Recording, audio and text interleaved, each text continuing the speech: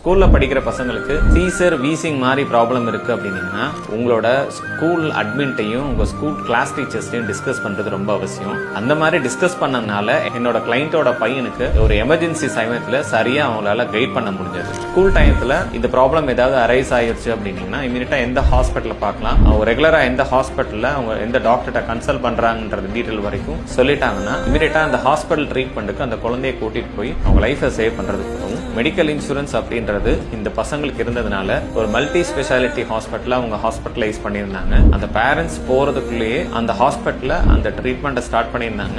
இமீடியட்டா recovery stages வந்திருந்தாங்க. Medical insurance வச்சிருந்ததுனால அவங்க கார்டும் அவங்களோட டீடைல்ஸும் இமீடியட்டா ஹாஸ்பிட்டலுக்கு இமெயில் பண்ணாலே போதும். உங்களுக்கு பிசிக்கல் டாக்குமெண்ட்ஸ் எதுவும் கொண்டு போய் கொடுக்கணும்னு அவசியம் இல்லை. ஒருவேளை பாலிசி இல்லைன்னா ஹாஸ்பிட்டல் அட்மிஷன் டயத்துல குறைந்தது 10,000 கட்டணும், அதிகபட்சம் 50,000 வரைக்கும் கட்ட சொல்லுவாங்க.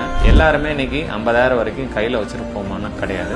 அதுக்கு பதிலா நீங்க ஹெல்த் இன்சூரன்ஸ் பண்ணி ஒரு ஹெல்த் இன்சூரன்ஸ் கார்டு வச்சிருக்கீங்க அப்படின்னா அந்த ஹெல்த் இன்சூரன்ஸ் கார்டு உங்க பசங்களோட பையிலே ஸ்கூல் பேக்லயே கொடுத்துட்டீங்க.